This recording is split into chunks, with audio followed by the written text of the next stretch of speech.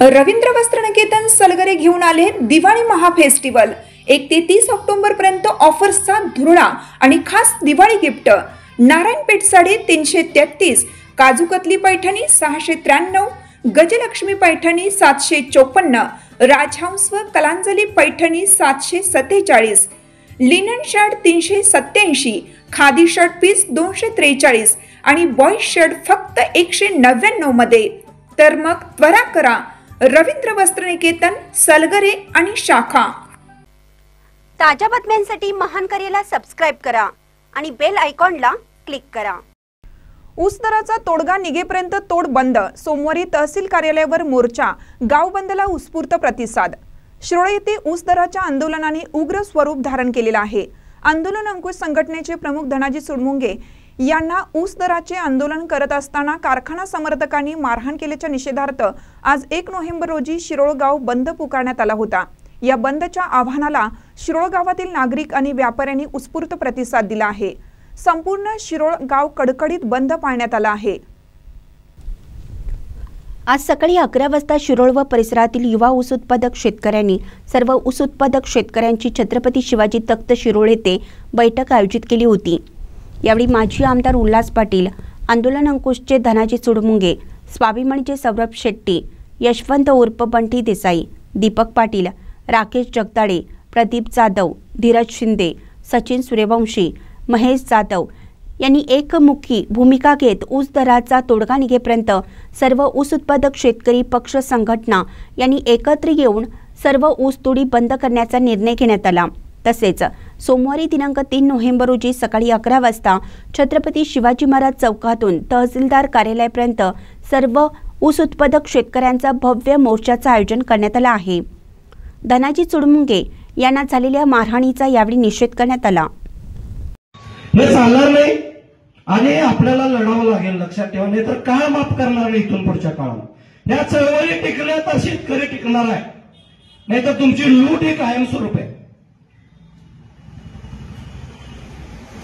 आणि अशा पद्धतीने जर ही दांडगावळ करायला लागली तर मगाशी कोण म्हणलं बघा, तुमचा ऊस तुटलेला सुद्धा तुम्हाला भविष्य काळात कळणार नाही, ऊस तोडून घेऊन जातील।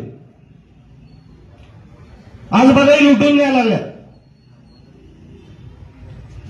एक सुद्धा बहादर शेतकरी स्वतः तोड घ्यायला तयार नाही, यांना कळायला पाहिजे बंटी, बरोबर आहे। तर आता माझ्यामध्ये आता आम्ही सगळ्यांनी चर्चा करून ठरवलं की सोमवार एक मोठा मोर्चा तहसील कार्यालयावर 12 वाजता काढूया। या आंदोलनाची धार आपल्याला वाढवावी लागेल। काल दंगा झाला, आपण सगळी जमलो, आज बैठक झाली आणि घरात। यावेळी माजी आमदार उल्हासदादा पाटील म्हणाले, आंदोलन कोण करायलंय याला महत्त्व नाही, तर आंदोलन कशासाठी व्हायलंय याला महत्त्व आहे। यासाठी सर्वांनी एकत्र येऊन हा ऊस आंदोलनाचा लढा द्यायचा आहे। त्याचबरोबर सुडमुंगे यांच्यावर झालेल्या हल्ल्याचा जाहीर निषेध करून ही घटना अतिशय चीड आणणारी आहे।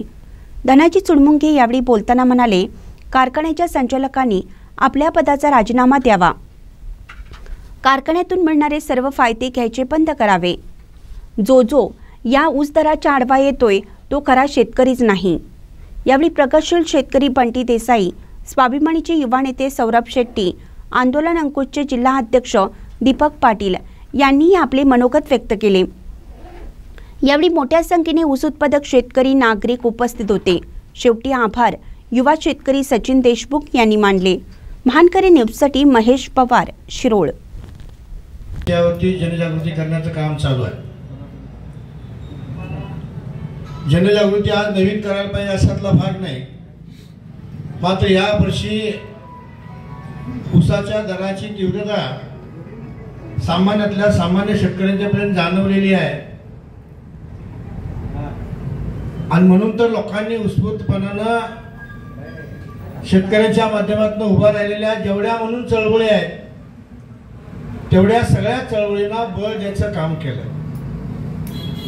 आंदोलन अंकुश असेल, शेतकरी संघटना असेल, स्वाभिमानी शेतकरी संघटना असेल, रयत क्रांती संघटना असेल, बळीराजा शेतकरी संघटना असेल, एक शेतकऱ्याचा मुलगा म्हणून या सगळ्यांनाच माझी कळकळीची विनंती आहे, आपण धनाराव फोनद्वारे या सगळ्यांना संपर्क साधा आणि खऱ्या अर्थानं ज्या हेतूसाठी आपण एकवटलोय ज्या हेतूसाठी आपण रक्त सांडायला लागलोय, ज्या हेतूसाठी आपण दिवस रात्र कामाकडे थोडंसं दुर्लक्ष करून चळवळीकडे लक्ष